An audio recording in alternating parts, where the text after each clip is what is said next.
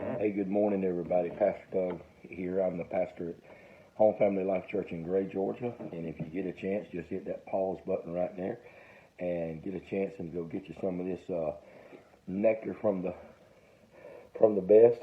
And come on back. Listen, I want to talk to you about something next week. I'm going to be teaching on Wednesday night about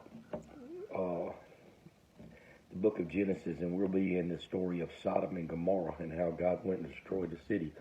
Before he destroyed the city, there was a guy that lived there by the name of Abraham. He had a praying friend up in the mountains.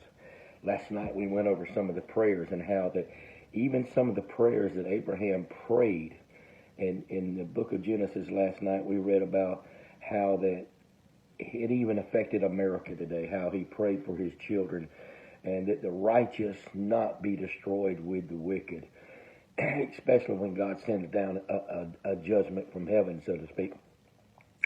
And here's the thing, the Bible says the angels, they had to grab Lot and his wife and drag them out of the city because it was God being merciful to Abraham. He was looking out for his friend.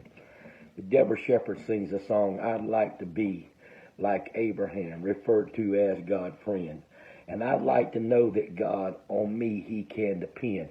Some of y'all know the song. It's a beautiful song. It's been in my head the last couple of days, to be honest with you.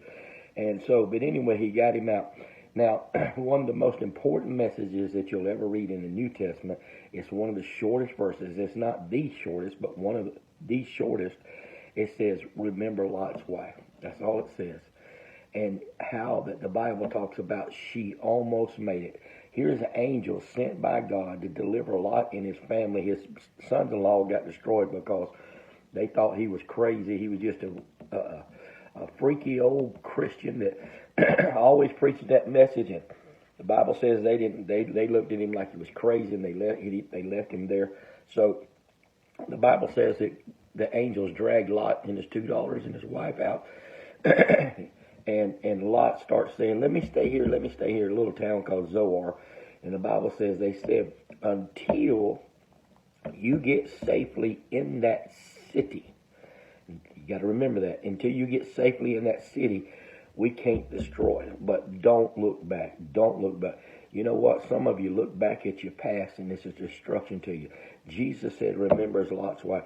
Now, back in the day, it's kind of like the woman always follow the men. It ain't like it is today. God did a lot to set women free. Thank God for that. And the Bible says that they went in, and Lot made it into the city of Zoar. His wife's supposed to be right behind him.